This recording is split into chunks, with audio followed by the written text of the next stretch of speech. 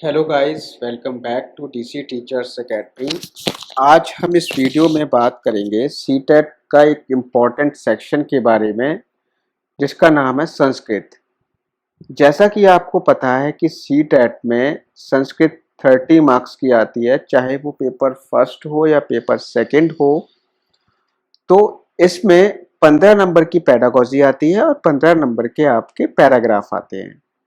तो आज हम इस वीडियो में सिर्फ और सिर्फ पेडागोजी को कैसे सॉल्व करें, बेस्ट अप्रोच क्या होगी पेडागोजी को सॉल्व करने की, उसके बारे में हम बात करेंगे। वीडियो बहुत ही अच्छा है, शुरू से लेके एंड तक जरूर देखिएगा। अगर आपने एंड मिस कर दिया तो आप बहुत बड़ी चीज मिस कर दोगे। ठीक है, बहुत अच्छी अप्रोच मैं आपको बता रहा हूँ, तो स्टार्टिंग से लेके एंड तक जरूर देखिएगा। अगर आपने थोड़ा बहुत भी स्किप किया ना तो आपको वीडियो समझ नहीं आएगा, प्रॉब्लम होगी। ठीक है, तो आप देखो important tag words. Tag words क्या होते हैं? टैग वर्ड्स वे शब्द होते हैं जो आपको ऑप्शन चूज करने में हेल्प करते हैं। कौन सा बेस्ट ऑप्शन रहेगा उसको चूज करने में आपकी मदद करेंगे। किसमें? पेडागोजी में। तो पहला जो ऑप्शन है, पहला जो वर्ड है वो है स्वतंत्रतया। तो स्वतंत्रतया का मतलब क्या होता है? यहाँ पर संस्कृत में अगर स्वतंत्रतया आ गया तो उसका मतलब होता है वैयक्तिक जीवन से। मतलब बच्चे को अगर भाषा सिखानी है तो बच्चे के जो विचार हैं उनको अगर आपके सामने अभिव्यक्त कर रहा है तो उसको स्वतंत्र छोड़ देना चाहिए। कोई भी उसकी रोक टोक नहीं होनी चाहिए कि नहीं आप अंग्रेजी में ही बोलो, नहीं आप संस्कृत में ही बोलो, नहीं आप अपने शुद्ध हिंदी में बोलो। इस तरीके का कोई भी रोक टोक नहीं होना चाहिए। ठीक है, समझ गए? तो स्वतंत्रता से जो होता है वर्ड वो संबंधित होता है वैयक्तिक जीवन से। इसका उपयोग कहाँ होगा? अभी जब मैं क्वेश्चन आपको करवाऊंगा पेडागोजी के तब मैं आपको बताऊंगा कि कैसे सॉल्व आउट करना है। आगे बढ़ो। अनौपचारिक माध्यम किसका? भाषा का। भाषा के दो माध्यम होते हैं। बच्चा दो तरीके से भाषा सीखता है, एक होता है अनौपचारिक माध्यम और दूसरा होता है औपचारिक माध्यम। अनौपचारिक माध्यम का मतलब क्या है इसके बारे में समझो। देखो, अनौपचारिक माध्यम का मतलब होता है कि बच्चा भाषा अपने घर से, परिवार से, पास पड़ोस से, समाज से, अपनी मित्र मंडली से, ठीक है, अगर वहां से बच्चा इस भाषा को सीख रहा है तो वो होता है भाषा का अनौपचारिक माध्यम। बच्चा अगर भाषा अपने परिवार, पास पड़ोस, अपने मित्र मंडली, समाज से सीख रहा है तो वो अनौपचारिक माध्यम होता है भाषा का। अगर वही भाषा बच्चा एक स्थान पर रह करके एक अमुक व्यक्ति, एक विशेष व्यक्ति से सीख रहा है, एक विशेष समय में सीख रहा है, तो वो आपका होता है औपचारिक माध्यम भाषा का। जैसे आपके विद्यालय में जो भाषा सिखाई जाती है, एक समय में एक जगह पर रह करके एक समय निर्धारित किया जाता है उसका, और एक व्यक्ति के द्वारा उस भाषा को सिखाया जाता है। शुद्ध भाषा, शुद्ध व्याकरण नियमों के आधार पर जो भाषा सिखाई जा रही है वो आपका है औपचारिक भाषा। अनौपचारिक भाषा मैंने बता ही दिया, जो आपके पास पड़ोस, आपके मित्र, आपके परिवार से जो भाषा आप सीख रहे हो वो आपकी होती है अनौपचारिक भाषा। समझ में आ गया? तो अनौपचारिक भाषा संबंधित किससे होती है? गृह परिवेश से संबंधित होती है। ठीक है, तो आपको क्वेश्चन में अनौपचारिक भाषा मिले तो आप गृह परिवेश लगा देना। आगे बढ़ जाते हैं। पूर्व पठिताया पुनः कथनार्थम छात्रेभ्य। इसको समझो। मतलब यह है, छात्र ने जो कुछ भी पूर्व में पढ़ा है अगर उसको पुनः मतलब दोबारा से उसका अर्थ निकाल पा रहा है, पूर्व में पढ़े हुए चीज का अर्थ निकाल पा रहा है, तो उस चीज को हम कहते हैं अवबोध। ठीक है, अवबोध का भाषा में बहुत ही इंपॉर्टेंट रोल होता है, ये चीज ध्यान रखना। तो जिस ऑप्शन में अवबोध मिलेगा वो ऑप्शन हमारा करेक्ट होगा। आगे बढ़ जाते हैं। नैसर्गिक वातावरण। देखो, बच्चे को सीखने के लिए नैसर्गिक वातावरण देना चाहिए। बच्चे पर किसी भी भाषा को हमें थोपना नहीं चाहिए, मतलब कि नहीं तुम बेटा अंग्रेजी ही सीखो क्योंकि तुम्हें आगे जो तुम तैयारी करोगे, पढ़ाई करोगे तो तुम्हारी उसमें अंग्रेजी ही काम आएगी। इस तरीके का नहीं होना चाहिए। उसको नैसर्गिक वातावरण, प्राकृतिक वातावरण मिलना चाहिए। तो जिस भी ऑप्शन में आपका नैसर्गिक वातावरण आएगा वो ऑप्शन आपका करेक्ट होगा। अगली चीज है हमारी अधोगामी प्रणाली। अधोगामी प्रणाली जो प्राथमिक स्तर पे जो हम शिक्षा देते हैं बच्चों को, उसमें हम अधोगामी प्रणाली का प्रयोग करते हैं, जिसको अंग्रेजी में कहते हैं टॉप डाउन अप्रोच। ठीक है। अब देखो इसके अलावा अगला है अनुभवनाम महत्व कोशेन सहबाला विद्यालयम। मतलब क्या हुआ इसका कि जो हम लोग पहले बोलते थे ना कि बच्चे का जो मस्तिष्क होता है वो कोरी स्लेट की तरह होता है, लेकिन अब ये चीज खत्म हो गई है। अब जो बच्चा जो जब विद्यालय आता है ना, तो अपने साथ में अनुभवों को लेके आता है। अनुभव कौन से? जो उसने अपने परिवार से जो कुछ अनुभव लिया है, अपने पास पड़ोस से जो अनुभव लिए हैं। तो बच्चा अनौपचारिक भाषा को सीख करके आपके सामने विद्यालय में आता है। ठीक है। तो ये चीज यहाँ पे ध्यान रखना है, अगर ये ऑप्शन आता है तो वो ये वाला ऑप्शन करेक्ट होगा। दूसरा है बालः स्वाभाविकतया प्रथमा भाषाम। मतलब ये है कि बच्चा स्वाभाविक रूप से जो पहली भाषा सीखता है तो वो कैसे सीखता है? तो यहाँ पर है अनुकरोति। अनुकरोति का मतलब होता है इमिटेट्स, मतलब अनुकरण करके सीखता है, दूसरों से बड़ों से अनुकरण करके सीखता है। समझ गए इस बात को? तो बच्चा स्वाभाविक रूप से जो प्रथम भाषा पहली भाषा सीखता है तो बच्चों वो क्या करता है? दूसरों को अनुकरण करके सीखता है। तो इस चीज को आप ध्यान रखना। अगर अनुकरण इमिटेशन आपके ऑप्शन में आ रहा है संस्कृत में, तो आपका वो ऑप्शन करेक्ट होगा। क्योंकि संस्कृत का पेपर आपने देखा होगा, संस्कृत के पेपर में कुछ ऑप्शन में क्या होता है, इंग्लिश भी लिख के आती है। ठीक है सामने। अभी मैं आपको सॉल्व कराऊंगा, इसी पेपर के आगे में पेपर सॉल्व कराऊंगा। ग्रहणात्मक कौशलम। ग्रहणात्मक कौशल जो होते हैं वो आपके दो होते हैं, और ये हिंदी के लिए भी इंपॉर्टेंट है, ये चीज ध्यान रखना। हिंदी के लिए भी इंपॉर्टेंट है। तो ग्रहणात्मक कौशल दो होते हैं, श्रवण और पठन। देखो श्रवण का मतलब क्या है? श्रवण का मतलब होता है सुनना, पठन का मतलब होता है पढ़ना। अब आप किसी भी चीज को ग्रहण कैसे करोगे? या तो आप उसको सुन के करोगे या आप उसको पढ़ के करोगे। तो श्रवण और पठन जो होते हैं आपके ग्रहणात्मक कौशल होते हैं। इतनी चीज आप ध्यान रखना। अगला हम बढ़ जाते हैं आगमन विधि और निगमन विधि। आगमन विधि और निगमन विधि दोनों विधि आपकी हिंदी में भी यूज होती हैं और संस्कृत में भी यूज होती हैं। वो तो हर एक विषय में आपकी यूज हो जाती है। आगमन विधि जो होती है उसमें हम पहले किसी भी चीज की व्याख्या करते हैं, उदाहरणों के माध्यम से, फिर उसको हम नियम बना देते हैं। तो मतलब यह है कि इसमें हम उदाहरण से नियम की ओर चलते हैं। निगमन विधि में हम क्या करते हैं? पहले नियम बनाते हैं, उसके बाद में हम बच्चों को उदाहरण दे करके समझाते हैं। तो नियम से उदाहरण की ओर जो होती है वो निगमन विधि होती है। मैं आपको प्रश्न जब इसके हल करवाऊंगा अभी इसी वीडियो में, तो आपको समझा दूंगा पूरा।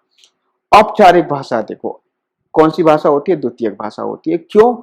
मैंने अभी आपको समझाया था, ऊपर मैंने बताया था कि बच्चा अनौपचारिक भाषा पहले से सीख के आता है, तो वो आपकी प्राथमिक भाषा होगी। मतलब पास पड़ोस से, परिवार से सीखी हुई भाषा जो होती है उसकी अनौपचारिक भाषा होती है। औपचारिक भाषा बच्चा आकर के विद्यालय में सीखता है, मतलब व्याकरण के नियमों को फॉलो करता है, तो वो आपकी द्वितीयक भाषा हो गई। सूक्ष्म पेशीय कौशल जो होता है वो लेखन से संबंधित होता है, ये चीज ध्यान रखना। प्रतिपुष्टि, प्रतिपुष्टि जो होता है उसको हम कहते हैं हिंदी इंग्लिश में फीडबैक। मतलब आपने बच्चे को कुछ सिखाया, फिर आपने उसका फीडबैक लिया, तो इससे क्या होता है? स्वस्थ छात्रस्य च शिक्षकस्य च। मतलब जो प्रतिपुष्टि फीडबैक जो होता है वो छात्रों के लिए इंपॉर्टेंट तो होता ही है, साथ ही साथ शिक्षकों के लिए भी ये चीज बहुत ज्यादा इंपॉर्टेंट होती है। ठीक है, समझ गए इस चीज को कि फीडबैक जो है छात्रों के लिए लाभदायक तो है ही, साथ ही साथ शिक्षकों के लिए भी लाभदायक है। प्रारंभिक स्तर पे जो मेनली जो यूज होते हैं बच्चों को पढ़ाने के लिए वो फ्लैश कार्ड यूज होते हैं, ये चीज ध्यान रखना। ठीक है, तो जिसमें फ्लैश कार्ड आ गया तो वो ऑप्शन करेक्ट होगा। पठनस्य व लेखनस्य च विकासाय आद्यम चरणम किमासीत्। कहने का मतलब यह है पढ़ने और लिखने के विकास का प्रथम चरण क्या होता है? तो प्रथम चरण होता है उद्गामी साक्षरता। क्या होती है? उद्गामी साक्षरता। इसको एज इट इज याद कर लो क्योंकि कुछ चीजें हमें याद करनी है। ठीक है। विस्तृता ध्यानम, मतलब आप जो है एक्सटेंसिव रीडिंग, यहां पर देखो कहीं अगर ऑप्शन में आपका एक्सटेंसिव रीडिंग आ जाए, बच्चों को हम जो सिखाते हैं ना, तो विस्तृत अध्ययन करके अगर हम बच्चों को सिखाएंगे तो बच्चा आसानी से सीखेगा। तो एक्सटेंसिव रीडिंग आपकी यूज की जाती है, किस में यूज की जाती है? आपकी बच्चों को पढ़ाने के लिए एक्सटेंसिव रीडिंग यूज हम करते हैं। तो ये ऑप्शन अगर आता है तो इसको, ये वाला ऑप्शन आपका करेक्ट हो जाएगा। उत्पादक कौशलम, प्रोडक्टिव स्किल जिसको हम अंग्रेजी में कहते हैं, ये हिंदी के लिए भी इंपॉर्टेंट टैग वर्ड्स है। तो ये दो होते हैं, संभाषणम और लेखनम। संभाषणम का मतलब होता है भाषण देना, मतलब बोलना, और लिखना जो आपके होते हैं प्रोडक्टिव स्किल। ठीक है, समझ गए इस चीज को? तो प्रोडक्टिव स्किल डायरेक्टली क्वेश्चन पूछ लेता है कि उत्पादक कौशलम कौन से हैं, तो संभाषणम और लेखनम होगा। मैं क्वेश्चन आपको कराऊंगा तो आपको खुद ही पता लग जाएगा। आगे हम देखते हैं मातृभाषा माध्यमेन अधिगंतुम। मातृभाषा माध्यमेन अधिगंतुम। अब यहाँ पे देखो, बच्चों का जो प्राथमिक स्तर पे जो भाषा होनी चाहिए वो मातृभाषा होनी चाहिए, क्योंकि मातृभाषा के माध्यम से बच्चा आसानी से सीख जाएगा। और हमारे आरटीई में भी यही बताया गया कि बच्चों को मातृभाषा में सिखाना चाहिए। अगला हम देखते हैं लेखनस्य प्रथम सोपानम। तो लेखन का प्रथम सोपान क्या होता है? बच्चे जब लिखना सीखता है तो वो सबसे पहले क्या करता है? तो सबसे पहले हम बताते हैं उसको मार्गदर्शित लेखनम, मतलब गाइडेड राइटिंग के द्वारा हम उसको सिखाते हैं। जैसे अब बच्चों को आप लिखना सिखाओगे तो सबसे पहले क्या करते हो? आप उसका हाथ पकड़ते हो, हाथ पकड़ के उसको लिखना सिखाते हो। तो आप उसको क्या कर रहे हो? गाइड तो कर रहे हो, मार्गदर्शन तो उसको दे रहे हो कि बेटा ऐसे लिखो। तो प्रथम सोपान क्या होता है? गाइडेड राइटिंग या मार्गदर्शित लेखनम। हिंदी में भी हम उसका यूज कर सकते हैं। संविधान से 3432, देखो ये आर्टिकल है 343 बी। संविधान के आर्टिकल 343 बी में हिंदी को राजकीय भाषा घोषित किया गया है। तो हिंदी हमारी राजकीय भाषा है। ठीक है, ये चीज ध्यान रखना।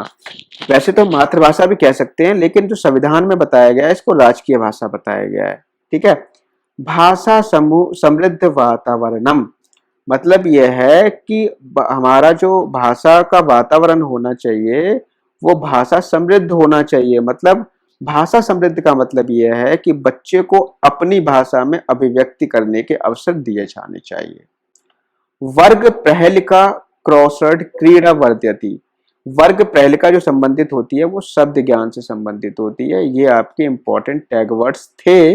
और अब हम सीखेंगे, अभी मैं आपको पेपर सॉल्व करवाऊंगा, उसमें सीखेंगे कि पेपर में हम इनको कैसे अप्लाई करते हैं। चलिए बढ़ते हैं पेपर की तरफ। तो देखिए, ये आपका पेपर है सीटेट 2019 का, और जुलाई 2019 का पेपर है। इसमें हम संस्कृत के सेक्शन को पढ़ेंगे। और आपको पता है कि आपकी जो संस्कृत होती है वो आपके लिए 121 से स्टार्ट होगी। ठीक है, 90 से 120 वाली मत कर देना, ये भाषा एक होती है। आप जो है भाषा सेकंड में भरते हो तो आप इसको 121 से स्टार्ट करोगे। चलिए स्टार्ट करते हैं 121 से। पहला, अब देखो हम यहाँ पे करेंगे क्या, हम यहाँ पे पैराग्राफ नहीं करेंगे, यहाँ पे सबसे पहले हम करेंगे पेडागोजी। पेडागोजी ले आते हैं। पेडागोजी आपकी यहाँ से स्टार्ट होती है। पहला क्वेश्चन है पेडागोजी का, कश्चित विषमयाधिकृत स्वतंत्रतया लेखितुम चतुर्थ कक्षायाम छात्रान शिक्षिका नियोजितुम। तो देखो, सबसे पहले मैं आपको एक चीज बता दूं कि आपको पूरे सेंटेंस का अर्थ अगर आप निकालने बैठ गए तो आप अर्थ निकालते रह जाओगे। सबसे पहले आप ये देखो कि आपको अर्थ कौन से सेंटेंस का समझ में आया है, कौन से वर्ड का अर्थ समझ में आया है। तो आप बेटा यहाँ पे देख रहे होगे कि स्वतंत्र का आपको अर्थ समझ में आ गया। ठीक है, लेखितुम मतलब लिखना, चतुर्थ कक्षा मतलब चौथी कक्षा, छात्रान मतलब छात्र, शिक्षक मतलब शिक्षक, और विषय मतलब विषय, संबंध मतलब संबंध। अब यहाँ पे मतलब क्या निकलेगा? यहाँ पे मतलब ये निकला कि कक्षा 4 के जो छात्र होते हैं, शिक्षक उन्हें स्वतंत्र रूप से लिखना सिखाना चाहता है। ठीक है, तो ये विषय किससे संबद्ध है? मैंने हिंदी बना ली, टूटी फूटी जो भी बनी, हमें अपना मतलब निकालना चाहिए। अब इससे हम आते हैं ऑप्शन पे। सामाजिक समस्या भी, सामाजिक समस्या है बच्चों को लिखना सिखाना। भाई जिसमें समस्या आ गई तो ये तो निगेटिव वर्ड हो गया, तो ये ऑप्शन तो हो ही नहीं सकता, इसको हटा दो। राष्ट्र केन, क्या ये राष्ट्रीय विषय है? ये भी गलत है। वैयक्तिक जीवन, मैंने बताया था स्वतंत्र रूप से बच्चे को सिखा रहे हो तो वो आपका वैयक्तिक जीवन से संबंधित होगा, तो ऑप्शन नंबर सी यहाँ पर करेक्ट हो जाएगा। मैंने आपको बताया भी था, आप ध्यान करो ऊपर जब मैंने आपको बताया था, ठीक है। तो आपका ऑप्शन नंबर यहाँ पर कौन सा सही होगा, ऑप्शन नंबर थर्ड सही हो जाएगा।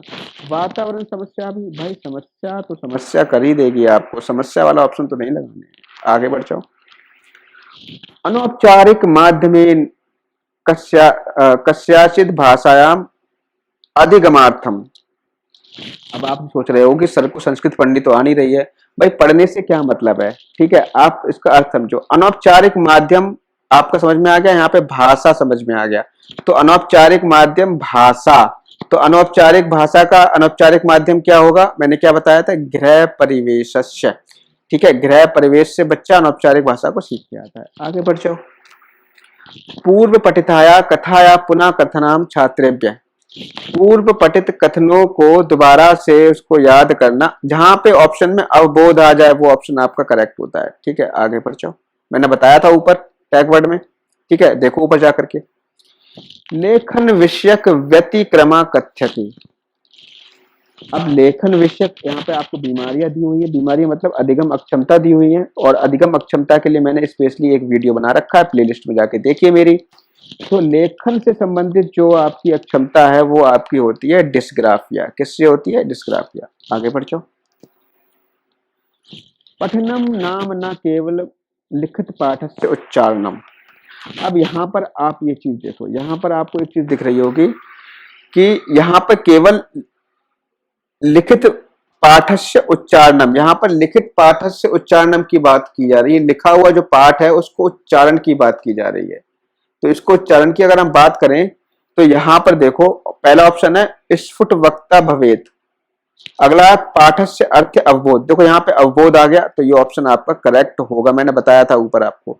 बाकी देखो नवीन शब्दानाम नवीन वाक्य रचनाम, क्या बच्चा नवीन वाक्य की रचना कर सकता है, पॉसिबल ही नहीं है, हटा दो। नवीन शब्दानाम उच्चारणगत समस्या, यहाँ पर तो समस्या आ गई तो ऐसे हटा दो। तो आपका ऑप्शन नंबर बी यहाँ पर सही होगा। आगे बढ़ जाओ। प्राथमिक कक्षाया छात्राणाम कृते मातृभाषाया एवं पाठनम स्यात्। आगे नहीं पढ़ना है। देखो प्राथमिक कक्षा के जो छात्र होते हैं उनकी मातृभाषा का पाठन कराना। अब आप आगे ऑप्शन पढ़ो, इतना समझ में आ गया ना, अब इतना समझ लिया, आप ऑप्शन पढ़ो। नैसर्गिक वातावरण आ गया भैया इसमें, तो ये तो ऑप्शन करेक्ट वैसे भी हो जाएगा। आगे बढ़ जाओ। प्रथम कक्षाया कृते भाषा पाठ्य पुस्तके प्रारंभे कविता कथा च दत्ता संति। आगे नहीं पढ़ना है हमें। देखो यहाँ पे पहली कक्षा की भाषा पाठ्य पुस्तक, पहली कक्षा की जो पाठ्य पुस्तक होती है भाषा का जो प्रारंभ हम कविता से करते हैं, तो ये कौन सी प्रणाली कहलाती है, तो मैंने बताया था यहाँ पर हम टॉप डाउन अप्रोच यूज करते हैं, तो अधोगामी प्रणाली यहाँ पर यूज करते हैं, ठीक है। ये चीज आप ध्यान रखना, ये आपका यूनिवर्सल आंसर है। आगे बढ़ जाते हैं। अधोलिखितेषु का उक्ति समीचना, नीचे दिया गया जो 4 ऑप्शन दिए गए हैं इसमें से कौन सा सही है, तो प्रथम कक्षाया छात्रा आंग्ल भाषा कदापि न जानन्ति। भाई आंग्ल भाषा पे जोर दिया जा रहा है तो ये गलत हो जाएगा। अनुभवानाम महत्व कोशेन से बाला विद्यालय आगच्छन्ति। तो यहाँ पर देखो बच्चा जो होता है अनुभवों के साथ विद्यालय आता है। बच्चा का मस्तिष्क जो होता है कोरी प्लेट की तरह नहीं, अब वो अनुभवों को साथ लेकर आता है। तो ये ऑप्शन आपका राइट हो जाएगा। अगला ऑप्शन देख लो, बालाम यदा विद्यालयम आगच्छन्ति तदा ते रिक्त फलम भवन्ति। मतलब देखो बच्चे का मस्तिष्क ब्लैंक स्लेट की तरह होता है, गलत है। आगे देखो शब्दानाम समूह से रटनम, रटनम आ गया भाई, रटनम तो होता ही नहीं है, हटा दो इसको, गलत हो गया, ठीक है। आगे आ जाओ। रटना के सिखाते हैं नहीं। आगे देखो बाला स्वाभाविकतया तस्य प्रथमा भाषाम। बालक स्वाभाविक रूप से जो पहली भाषा सीखता है, कैसे सीखता है, अनुकरोति मतलब अनुकरण से सीखता है। Option number B correct. अधोलिखितेषु की ग्रहणात्मक कौशलम, ग्रहणात्मक कौशलम की बात कर रहे हैं, तो ग्रहण किससे करते हैं, या तो हम सुनकर करते हैं या हम पढ़ के ग्रहण करते हैं। तो आपके 2 हो गए, श्रवण और पठन। आगे आ जाओ। शिक्षिका विशेषण विषय व्याख्यानाम करोति। भाई व्याख्या पहले की जा रही है, तो व्याख्या पहले की जा रही है तो आगमन विधि। आगे बढ़ जाओ। शिक्षकस्य सायेन औपचारिकता भाषा, औपचारिक भाषा की बात हो गई तो द्वितीय भाषा होगी। भाई अनौपचारिक भाषा प्रथम भाषा होती है और औपचारिक भाषा तृतीय भाषा होगी। आगे बढ़ जाओ। बालान नवीन शब्दान पाठयितुं शिक्षिका प्रकृत वस्तुनाम उपयोग करोति यथा। बालक नवीन शब्द को पढ़ने के लिए पढ़ाने के लिए शिक्षिका प्रकृति से कुछ वस्तुएं उपयोग करती है। बालकों को नवीन शब्द सिखाने के लिए पढ़ाने के लिए शिक्षिका प्रकृति से प्राकृतिक वस्तुओं का उपयोग करती है। तो ये क्या किसमें हेल्प करेगा? वस्तु भी एवं वयम नवीन शब्दानाम पाठयतु सुकनम। आगे देखो। एतेन शब्दानाम शुद्ध वर्तनम पाठने सहायता। देखो शुद्ध वर्तनी, बच्चे जो प्राथमिक स्तर पर बच्चे होते हैं उनका शुद्ध वर्तनी पर इतना ज्यादा जोर नहीं दिया जाता, तो उसको हटा दो, ये तो हो नहीं सकता। एतेन प्रकृति जीव ने दृष्टे वस्तु भी स शब्दानाम संबंधित छात्राणाम सहायता भवती। मतलब यह है कि बच्चे इससे प्रकृति जीवन से अगर आप संबंध करके बच्चों को कुछ भी सिखा रहे हो तो वो बच्चे क्या करेंगे, उन चीजों से संबंध स्थापित कर लेंगे और संबंध स्थापित करने के बाद में बच्चे उसकी सहायता से सीख जाएंगे शब्दों को। यह ऑप्शन आपका बिल्कुल करेक्ट होगा। जैसे आपने अगर कक्षा में आप बच्चों को कुछ सिखा रहे हो और बच्चे ने जो चीज देखी है, मतलब बच्चे ने जो चीज देखी है अपने आसपास, वो प्राकृतिक चीज जो देखी है, जैसे पानी है, बच्चों को पानी के बारे में आप पढ़ा रहे हो, ठीक है, पानी की कविता सुना रहे हो, तो बच्चों से आप पूछते हो, बच्चों आपने कभी पानी पिया है? बच्चे कहेंगे हाँ हमने पिया है। मम्मा पानी पिलाती है? हाँ पिलाती है। तो इस तरीके से बच्चे को सिखाओगे उसके आसपास की चीजों से जोड़ करके, तो बच्चा उनसे संबंध स्थापित कर लेगा। तो यहाँ पे देखो संबंध आ भी रहा है तो आसानी से सीख जाएगा। तो ऑप्शन नंबर 3 करेक्ट होगा। आगे बढ़ जाते हैं। भाषाया पाठ चर्चाम साहित्य समावेश स्यात्। मतलब यह है कि जो भाषा है, भाषा की पाठ चर्चा है, साहित्य समावेश स्यात्। तो देखो यहाँ पर क्या चीज आ गई, नैसर्गिक भाषा आ गई यहाँ पे, तो ये ऑप्शन आपका करेक्ट हो जाएगा। मैंने क्या बताया था, यहाँ पर नैसर्गिक वातावरण आ जाए, नैसर्गिक भाषा आ जाए, वो ऑप्शन आपका करेक्ट हो जाता है। यहाँ पर आलोचना आ रही है तो ये तो वैसे भी नहीं हो सकता। यहाँ पे पाठ्यक्रम भार न्यूनम करोति, पाठ्यक्रम भार आ गया, यहाँ पे ये भी नहीं हो सकता। नवीन शब्दानाम ज्ञाने छात्राणाम सायं करोति, तो नवीन शब्दों को ज्ञान में भी सहायता नहीं करेगा। तो ये जो है नैसर्गिक भाषा वाला यहाँ पे ऑप्शन सही होगा। जहां पे नैसर्गिक भाषा दिख जाए वो ऑप्शन आपका करेक्ट होगा। आगे आ जाओ। भाषा कक्षायाम कथान कस्य महत्वपूर्ण वर्तते। तो भाषा कक्षा जो होती है वो किसमें सहायता करती है? नैतिक शिक्षण देती है, गलत। आपको आनंद देती है, आमोद मतलब आनंद देती है, गलत। शिक्षकस्य विश्राम सहायता करोति, शिक्षकों को आराम करने में हेल्प करती है, गलत। एतत् भाषा समग्र रूपम करोति, यही ऑप्शन बचा, यही आपका ऑप्शन करेक्ट हो जाएगा। तो आई होप कि आपको वीडियो अच्छा लगा होगा, और वीडियो अच्छा लगा है तो चैनल को लाइक और सब्सक्राइब जरूर कर दीजिएगा। और एक इंपॉर्टेंट थिंग सुन लीजिए, कल मैं जो आपका पैराग्राफ है, कल मैं एक वीडियो बनाऊंगा पैराग्राफ में जो आपकी टेक्निक्स हैं, पैराग्राफ को कैसे सॉल्व करें उसको मैं सॉल्व करने की तरीके आपको बताऊंगा, ठीक है। तो अगला वीडियो जो आएगा उसके लिए चैनल को सब्सक्राइब कर लीजिए, या दोस्तों को शेयर करिए, मुझे थोड़ा सपोर्ट कर दीजिए, जिससे कि मुझे वीडियोस बनाने के लिए मोटिवेशन मिले और मैं और भी अच्छे अच्छे वीडियोस आपको बनाऊं। जितना मुझे सपोर्ट मिलेगा ना, तो मेरे अंदर उतनी ही अंदर से मोटिवेशन आएगा कि यार मैं तुम लोगों के लिए और भी अच्छे अच्छे वीडियो बनाऊं, ठीक है। तो बस आपको क्या करना है, शेयर करना है दोस्तों के साथ, सब्सक्राइब करवाना है, ठीक है, जिससे कि मुझे मोटिवेशन मिलता रहे वीडियोस बनाने का। और कल मैं आपको कराऊंगा पैराग्राफ। इन दोनों चीजों करने के बाद में मैं आपसे वादा करता हूं कि आपका 30 में से कम 28 स्कोर संस्कृत में आएगा। अगर नहीं आए तो आप मुझे अनसब्सक्राइब कर देना, ये मेरा वादा है आपसे। तो मिलते हैं नेक्स्ट वीडियो में। Thank you.